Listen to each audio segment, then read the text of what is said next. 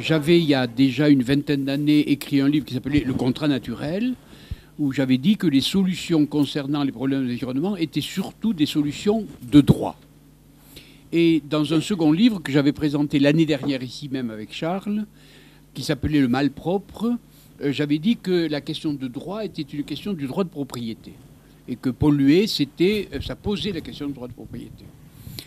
Et ceci est plutôt le troisième livre sur les mêmes problèmes, où je me pose une question concernant le contrat naturel que j'avais déjà écrit il y a 20 ans. Pourquoi ? Parce que le contrat en question était une sorte de traité de paix ou une sorte de pacte. On dit d'ailleurs aujourd'hui pacte écologique, ce qui est exactement la même signification que le contrat naturel. Mais s'il y a un pacte, alors c'est qu'il y avait une guerre, puisque pacte veut dire traité de paix. Et je me suis posé la question de savoir si notre rapport au monde, dans nos actions, dans nos entreprises, dans nos industries, peut-être même dans l'agriculture, était une question de stratégie et de stratégie, disons, guerrière.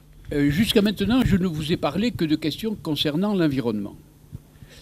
Mais comme il s'agissait de guerre, tout d'un coup, c'était pour moi un livre très personnel. Mon père était un rescapé de la boucherie de Verdun. Ma mère avait beaucoup de chance de se marier parce que toutes les amies de son collège avaient été fiancées avec des gens qui sont morts à la guerre. Puis il y a eu la Grande Guerre, bien entendu. Puis la Libération, qui n'a pas été non plus un lit de roses. Et puis, au fond, la Shoah, Hiroshima, Nagasaki. Mais les gens de mon âge, pour eux, c'était entre, disons, leur naissance et l'âge de 25, 26 ans, la guerre, la guerre, la guerre, la guerre, tout le temps la guerre. Et ce pourquoi je vous raconte ça, c'est pas simplement pour livrer des souvenirs personnels, ce qui serait à la rigueur impudique, c'était pour dire qu'il s'est passé à partir de là un événement dont nous n'avons peut-être pas conscience de la nouveauté. Et cette nouveauté est très simple, ça consiste à dire que depuis 65 ans, l'Europe occidentale est en paix.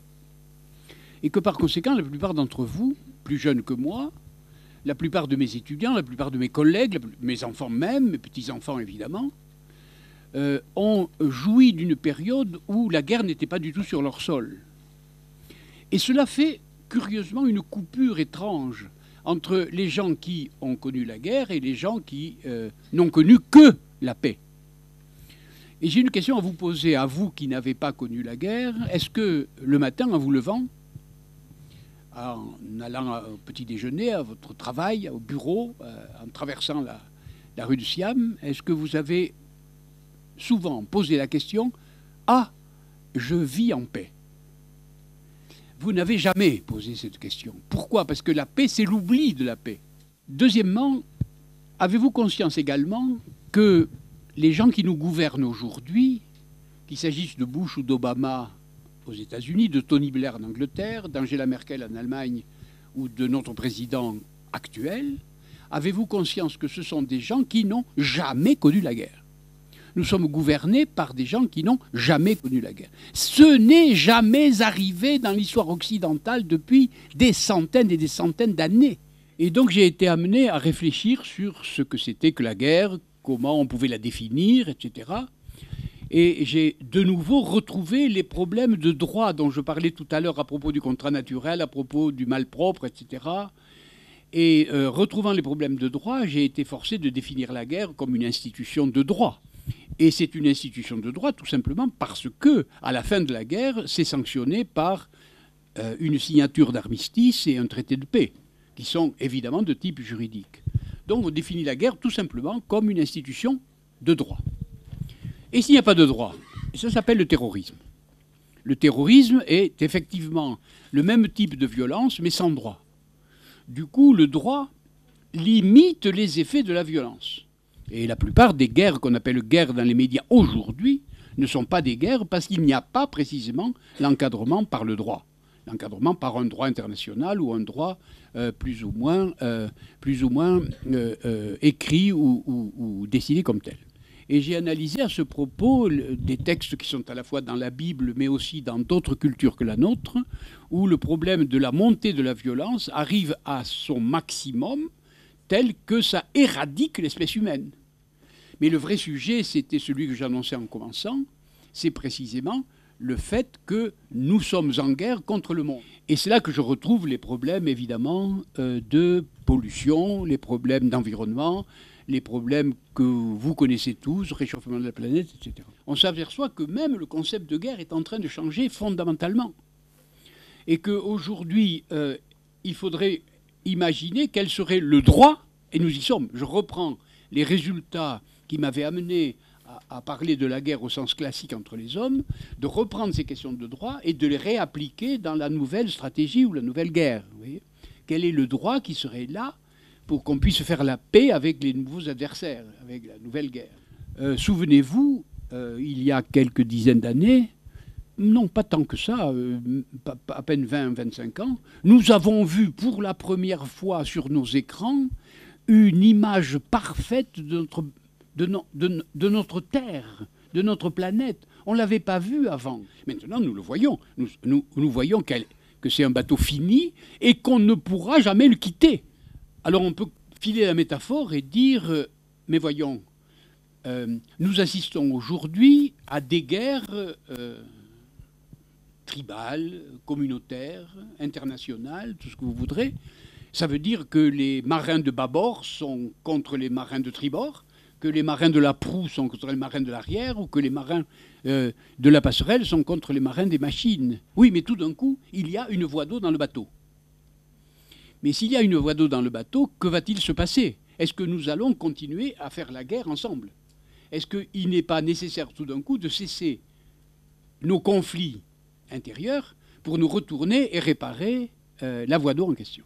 Est-ce qu'on peut faire le pari que plus on sera en danger concernant la planète, plus on aura conscience de ce danger-là, est-ce qu'on n'aura pas tout d'un coup une décision concernant la paix?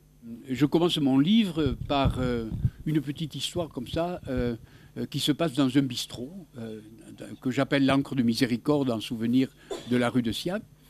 Et dans ce bistrot, il y a des matelots qui sont les uns des matelots britanniques qui viennent de débarquer là, non loin d'ici, sur la Pinfeld, d'un porte-avions britannique, et d'autres des sous-marins russes, n'importe quoi. Et bien entendu, ils sont là en train de boire leur bière, etc.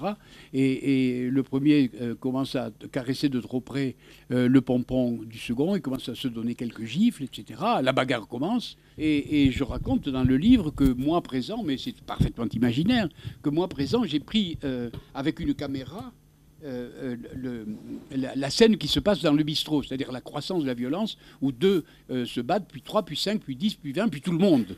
La bagarre, comme on dit dans les journaux, devint générale. Et je prends ça en film, et je veux le faire voir à des copains, je me trompe dans le truc, et puis je fais voir, et je fais le film à l'envers. Et dans le film à l'envers, c'est extraordinaire, c'est que tout le monde se bat contre tout le monde, et puis tout d'un coup, il y en a un qui se détache, puis deux qui se détachent, qui se mettent à s'asseoir, et ça se fait à l'envers. Et en se faisant à l'envers, on observe tout d'un coup quelque chose de très fondamental, c'est que si on projette le film à l'envers, on s'aperçoit que ceux qui quittent la bagarre regardent les autres se battre. C'est-à-dire que ça devient du spectacle. Nous y sommes. Et prenez conscience que la drogue fondamentale qu'on vous oblige à absorber aujourd'hui, c'est qui va gagner. Or, mesdames, messieurs, je vous annonce qu'il n'y a plus de jeux à deux. Ces jeux ne sont plus que des spectacles. Parce que le véritable enjeu aujourd'hui, c'est un jeu à 3. Même si nous gagnons sur la planète, c'est quand même la planète qui va gagner. Et par conséquent, vous vous rappelez tout à l'heure que quand je parlais de la guerre comme jeu à 2, c'est-à-dire l'adverse, le fait qu'il y ait un conflit entre des hommes, je me disais que l'augmentation de la violence pouvait arriver à l'éradication de l'espèce. Vous entendez? Mais c'est le même résultat dans le jeu à 3. Dès le moment où le vaisseau est en danger de couler, alors c'est bien le moment où les adversaires doivent se réconcilier d'une certaine manière ou se mettre ensemble pour réparer les avaries dans le bateau. Il faut donc faire la paix avec le monde pour aboutir à la paix entre nous. Voilà, c'est ça, au fond, la conclusion de mon livre, qui est évidemment une utopie parfaite, une utopie considérable de dire « Ah, encore un philosophe qui rêve d'une paix perpétuelle. » Mais oui, c'est-à-dire nous sommes obligés, on est tenus par la nécessité d'aboutir à quelque chose qui pourrait ressembler à la paix perpétuelle. Et je crois que le droit, là, qui a été pour la guerre au sens classique, la solution à la croissance de la violence, peut être aussi la solution dans ce cas-là. C'est-à-dire quel type de droit faut-il instaurer pour limiter cette affaire-là. Voilà. Et c'est pour ça que depuis toujours, j'ai été favorable à des questions juridiques pour traiter de ces questions, c'est-à-dire le contrat naturel, le malpropre et ça. C'est parce que je crois que le droit est la seule solution. Sur le concept de développement durable, je ne sais pas vraiment répondre. Se développer sans changer, je ne comprends pas très bien ce que ça veut dire. Et qu'est-ce qui a duré dans l'histoire? Je ne sais pas ce qui dure, moi. J'ai même inventé un théorème spécial qui dit « le dur ne dure pas, il n'y a que le doux qui dure ». Oui. Et c'est pourtant vrai, c'est-à-dire tout ce qui est industriel, tout ce qui est etc., ça ne dure pas beaucoup, vous voyez. Mais les ouvrages de l'esprit, le terrain de Pythagore, il a la vie dure. Hein, et pourtant, c'est ni en acier ni en béton. Moi, je crois au pouvoir nouveau de l'individu. J'y crois vraiment beaucoup. Allez, je vais vous raconter que je suis tombé amoureux. Je suis tombé amoureux d'une femme que je n'ai jamais vue d'ailleurs. Mais je l'ai raconté déjà à Charles que j'étais amoureux d'une femme qui est belge. Elle a fait un blog sur Internet en disant qu'elle en avait par-dessus la tête de ces luttes indéfinies entre les Wallons et les Flamands. Et en 2 mois, elle a eu 500 000 personnes qui ont visité son blog. 500 000. Il y a chez Madame Huard une hirondelle qui sent quelque chose comme le printemps, vous voyez. Et il y a une manière de se connecter aujourd'hui qui forme un réseau virtuellement collectif et qui est un état nouveau de la collectivité possible. Voilà. Merci.